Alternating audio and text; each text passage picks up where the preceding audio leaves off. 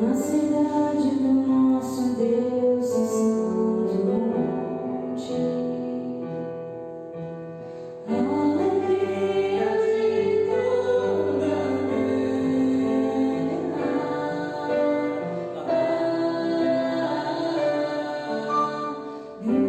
grande é o Senhor em quem nós temos a vitória.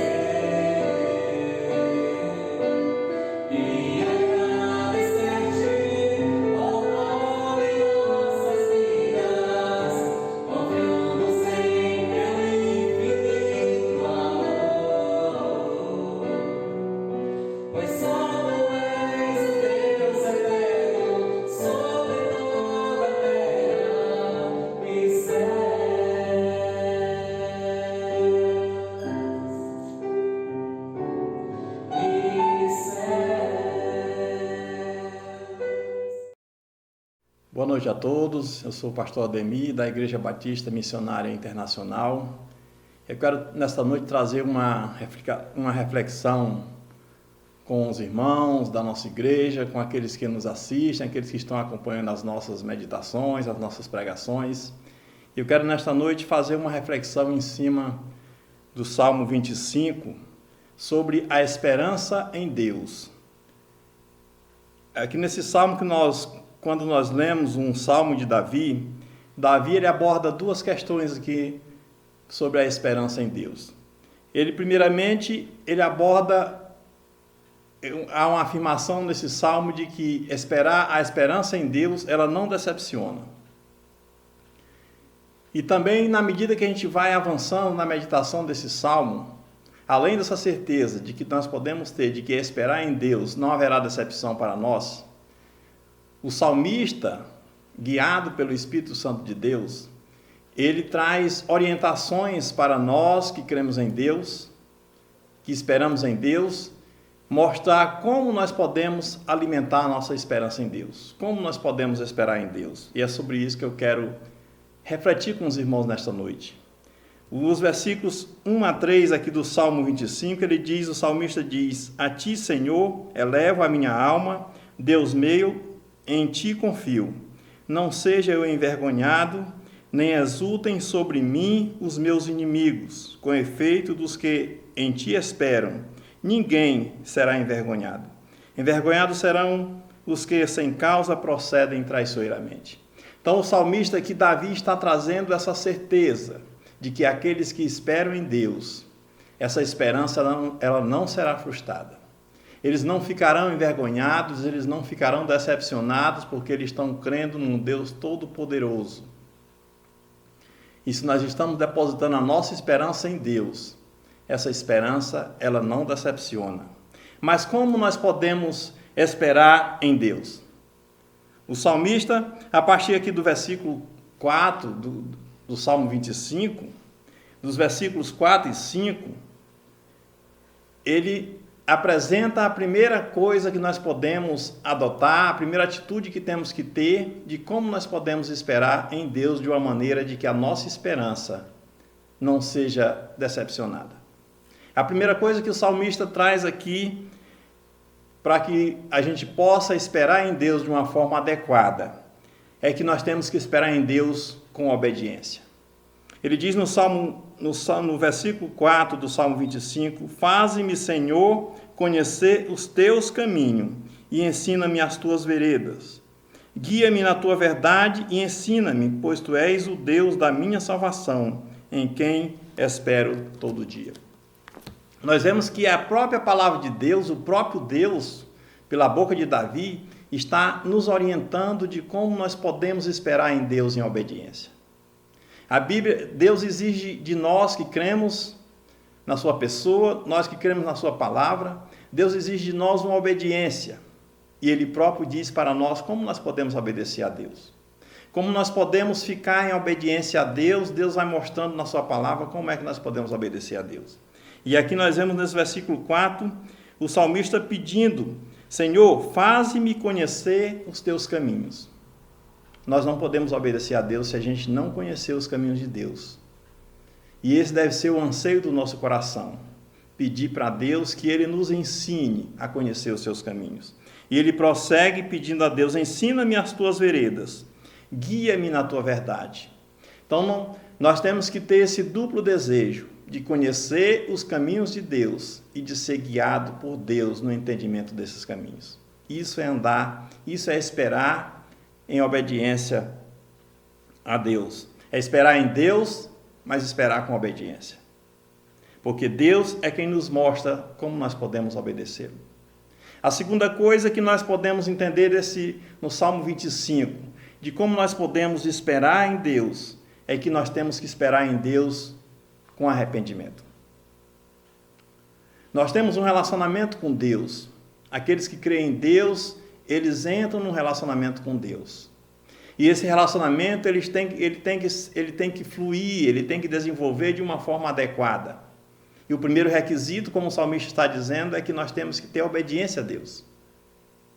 Mas o segundo requisito que nós temos que, para que a gente possa desenvolver um relacionamento com Deus de uma forma adequada, é que nós temos que consertar o que está errado perante Deus. A Bíblia diz que Deus não pode tolerar o pecado na sua presença. Se nós queremos esperar em Deus, se nós queremos estar na presença de Deus, nós temos que fazer uma faxina na nossa vida e ver o que está de errado, que pode estar atrapalhando o nosso relacionamento com Deus, que pode estar atrapalhando a nossa obediência a Deus, que pode estar atrapalhando a nossa esperança que temos depositado em Deus. E no versículo 6 e 7, o salmista prossegue e ele diz, lembra-te, Senhor, das tuas misericórdias e das tuas bondades, que são desde a eternidade. O versículo 7 diz, não te lembre dos meus pecados da mocidade, nem das minhas transgressões. Lembra-te de mim, segundo a tua misericórdia, por causa da tua bondade, ó Senhor. O salmista que ele olha para ele e reconhece que ele é um pecador, reconhece que ele tem falhas, mas ele se volta para Deus e clama a Deus pelo arrependimento, pelo perdão, e ele está confiando na misericórdia de Deus e na bondade de Deus. O arrependimento, para que nós possamos estar na presença de Deus em arrependimento, nós temos que ter essa dupla convicção de que nós somos pecadores, nós somos falhos, nós somos limitados, e que se em algum momento nós estamos falhando, nós temos que ter essa consciência e reconhecer o nosso erro perante Deus. Mas aí não é fugir da presença de Deus. A Bíblia diz que lá João ele orienta, o Novo Testamento orienta que aquele que nós não podemos andar no erro, nós não podemos andar no pecado na presença de Deus. Mas se em algum momento a gente comete algo errado, se em algum momento a gente comete um pecado, não é motivo para desespero, mas é motivo sim para arrependimento. É motivo sim para nós lembrarmos de que há um advogado no céu, o Senhor Jesus, que está intercedendo em nosso favor. E aí nós temos que nos arrepender, buscar o perdão de Deus, confiando, como diz o salmista, nós temos que confiar na misericórdia de Deus e nós temos que confiar na bondade do Senhor. Esta é a base para que a gente possa obter o perdão de Deus. Esta é a base para que a gente possa buscar o arrependimento. Em Deus nós encontramos misericórdia e em Deus nós confiamos na sua bondade. Ele é um Deus de amor, um Deus que está pronto a nos perdoar. Em terceiro lugar, para que nós possamos esperar em Deus, nós temos que esperar com temor. O salmista ele diz aqui nos versículos 12 a 15, ao homem que teme ao Senhor, ele o instruirá no caminho que deve escolher. Na prosperidade repousará a sua alma, e a sua descendência herdará a terra. A intimidade do Senhor é para os que o temem, aos quais ele dará a conhecer a sua aliança. Os meus olhos se elevam continuamente ao Senhor, pois ele me tirará os pés do laço. Temer, andar em temor ao Senhor, é ter reverência a Deus. É olhar é focar em Deus como ele é, o Deus soberano, o Deus todo-poderoso, o Deus que sabe todas as coisas, o Deus que pode todas as coisas. Temer ao Senhor é andar em obediência, é andar em fé. Temer ao Senhor é se desviar do mal, como diz o salmista lá no Salmo 1. Temer ao Senhor é andar debaixo da sua direção, como ele está dizendo aqui nos versículos iniciais. É se entregar a Deus, confiando de que é Deus que vai guiar as nossas vidas. É confiar completamente a nossa vida nas mãos de Deus, nessa certeza de que Ele é um Deus bom, um Deus que tudo pode, um Deus que tudo sabe. É reconhecer Deus como Deus. Temer ao Senhor pode ser tudo isso. Temer ao Senhor é, em síntese, você ver Deus como Deus e adorar a Deus pelo que Ele é e pelo que Ele pode. Em quinto lugar, como esperar em Deus, nós vamos esperar em Deus em oração. O salmista, ele diz aqui nos versículos 16 a 21, e ele toma uma atitude de oração diante de Deus, daquela pessoa que está esperando em Deus, e em oração ele vai fazendo pedidos a Deus. E esperar em Deus não é simplesmente ficar sem consultar a sua palavra, não é simplesmente ficar sem falar com Deus, não é ficar inerte esperando que Deus faça tudo em nosso favor, sem que a gente tome nenhum tipo de atitude. A Bíblia aqui está mostrando de algumas atitudes que nós temos que fazer. Andar em obediência, andar em arrependimento, andar em temor, mas também ter uma atitude de oração para com Deus. É estar num relacionamento constante com Deus, falar com Deus, orar é falar com Deus. E o salmista nos mostra aqui algumas petições que ele fez, que ele apresentou diante de Deus enquanto ele esperava da parte de Deus. E aqui nos versículos 16 a 21, nós vemos pelos verbos que o salmista apresenta, de petições que ele fez ao seu Deus, ao seu Senhor, ao nosso Deus, ao nosso Senhor. E ele, primeiramente, ele faz um pedido a Deus, no versículo 16, volta-te para mim e tem compaixão, porque estou sozinho e aflito. Nesse momento que estamos passando essa luta dessa pandemia, muitos estão presos em suas casas, alguns estão lá presos no quarto do hospital. E alguns são levados a sentir tristeza, alguns são levados a sentir depressão, alguns são levados a se sentir sozinho, isolado, se sentir impotente. E nessa hora o homem fica aflito, a mulher fica aflita. Mas o salmista está nos mostrando, como nós podemos encarar esses momentos de aflição, esses momentos de luta, de adversidade. Ele está nos dando a receita de que nós temos que nos voltar para Deus e pedir para Deus: Senhor, tem misericórdia de mim, tem compaixão de mim, porque estou sozinho e aflito. Às vezes estamos no meio de pessoas, às vezes a casa está cheia de pessoas, mas às vezes há momentos que a gente pode estar passando uma luta tão grande que somente nós vamos nos sentir amparados e acolhidos se nós nos voltarmos para Deus, porque quando nós olhamos para o homem, nós não vamos encontrar socorro do homem naquele momento. Mas com Deus, ninguém vai se sentir sozinho. Com Deus, ninguém vai se sentir aflito. Porque Deus, ele fez a sua promessa de que ele sempre estaria conosco. E Deus mostra na sua palavra de que, como diz o salmista, elevo meus olhos para o céu, de onde me virá o socorro? O meu socorro vem de Deus. Para aquele que está aflito, o socorro para a sua aflição, ele vai encontrar em Deus. E o salmista está dizendo que nós temos que clamar a Deus. Foi a primeira petição que ele fez na sua atitude de oração. Ele clamou a Deus para que Deus se voltasse para ele. No versículo 17, o salmista continua dizendo: alivia-me as tribulações do coração, tira-me das minhas angústias. Ele continua clamando a Deus. Ele continua pedindo o alívio da parte de Deus. O Senhor Jesus, ele diz na sua palavra: vinde a mim todos os que estáis cansados e sobrecarregados, e eu vos aliviarei. O salmista já tinha essa consciência de que Deus, o Senhor, é aquele que traz alívio para a nossa alma. E o salmista, com base nisso, ele clama a Deus: tira-me das minhas angústias. Deus, existe angústia, existe aflição que muitas vezes vem sobre nossas vidas, que nenhum socorro humano, nenhum remédio humano vai tirar aquela aflição. Somente o poder de Deus vai poder aliviar aquela aflição naquele momento.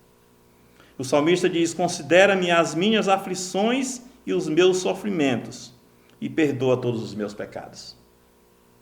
Ele olha para si, ele se apresenta diante de Deus como uma pessoa aflita, se apresenta diante de Deus como uma pessoa que pecou, mas que é uma pessoa necessitada. Uma pessoa que está necessitada do perdão de Deus e uma pessoa que está necessitada do socorro de Deus. E ele diz: Senhor, olha para a minha condição.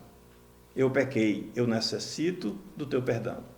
Senhor, olha para a minha condição. Eu estou aflito, eu necessito da tua consolação.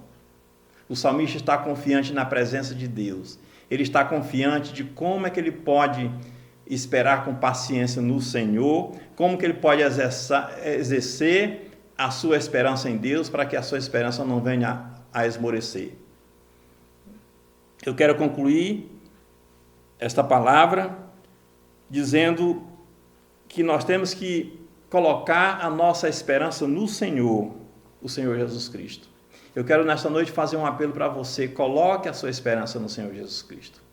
Porque, como nós vimos na sua palavra, como nós vimos aqui nesse texto que nós estamos meditando do Salmo 25, ele nunca nos decepcionará e jamais nos abandonará. Essa foi uma promessa que o Senhor Jesus fez para os seus discípulos. Aqueles discípulos andaram com o Senhor Jesus 3 anos. E quando Jesus estava prestes a subir aos céus, os discípulos começaram a ficar tristes porque estavam acostumados com a presença do Senhor Jesus.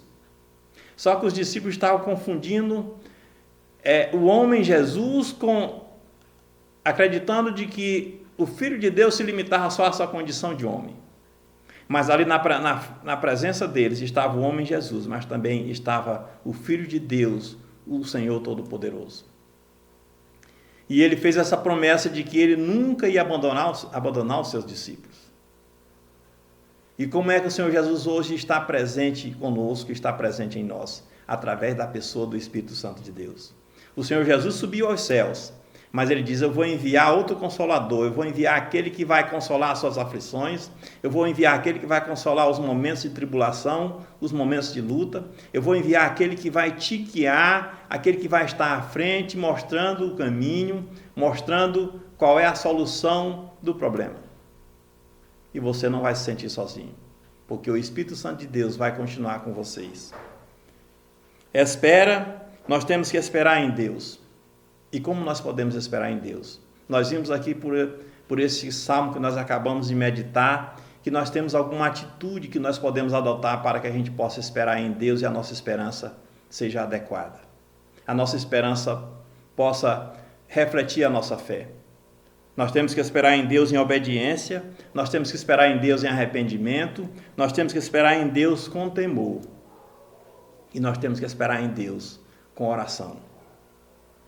Essas são as atitudes que a palavra de Deus está nos ensinando nesta noite, para que a nossa esperança em Deus, ela não decepciona. Amém?